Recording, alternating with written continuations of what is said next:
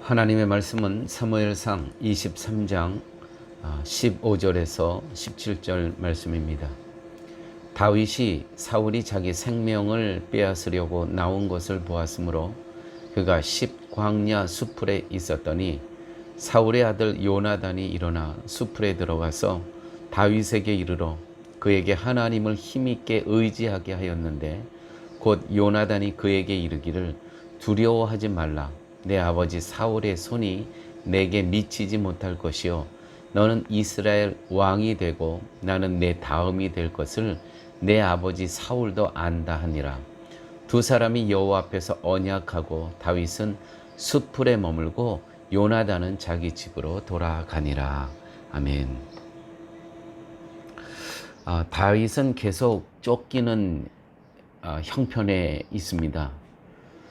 그런 다윗에게 오늘 본문에 보니까 요나단이 찾아와서 하나님을 힘있게 의지하라고 권면합니다. 15절 말씀이죠.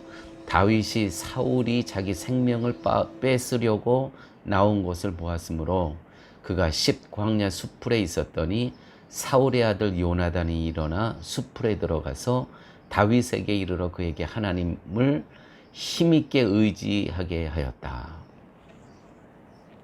요나단은 사울이 부친이기는 하지만 하나님이 택한 다윗을 핍박하는 것으로 이미 하나님의 대적이 되어 있음을 알았습니다.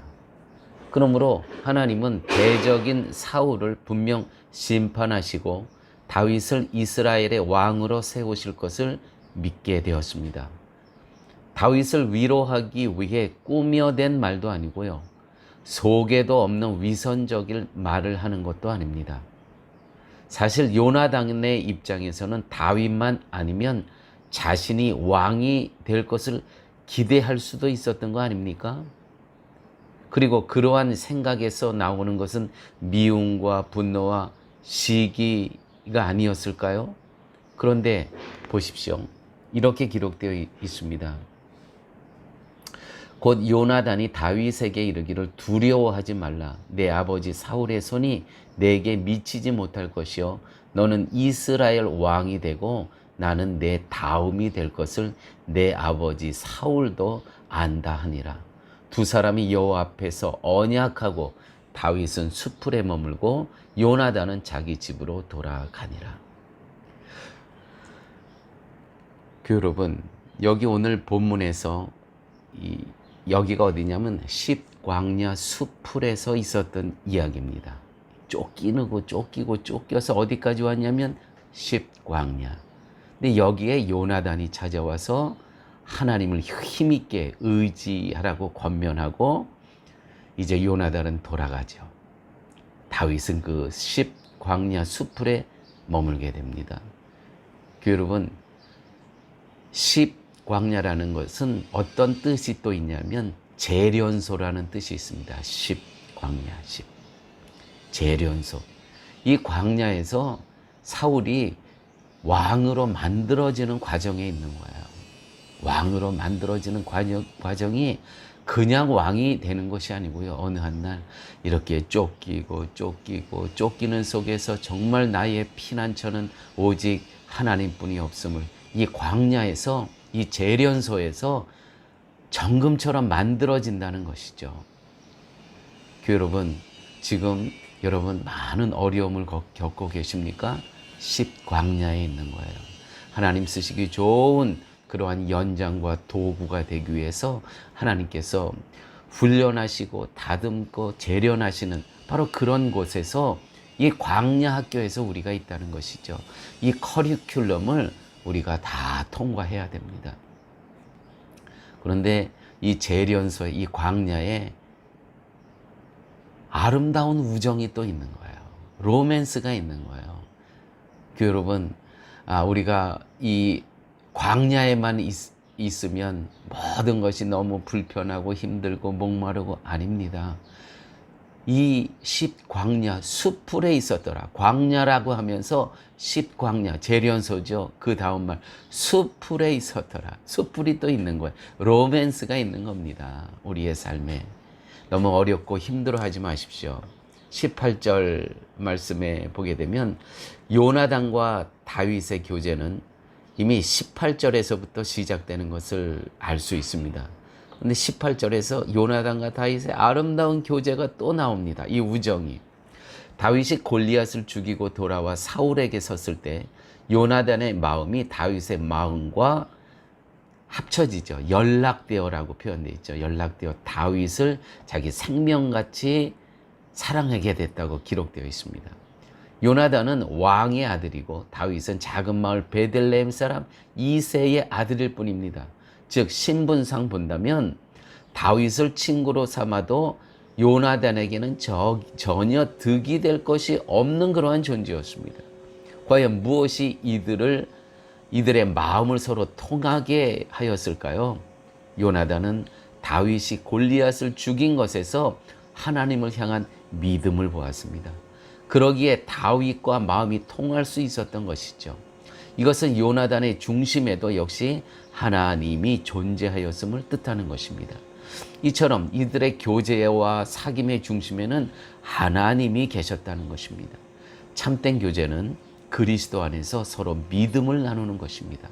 즉 동일한 본질의 믿음에 함께 거하고 같은 거룩함을 추구하며 같은 소망으로 서로 짐을 나눠지고 그리스도로 함께 기뻐하고 감사하는 것, 그것이 그리스도 안에서의 참된 우정, 참된 친교, 참된 교제가 되는 것입니다.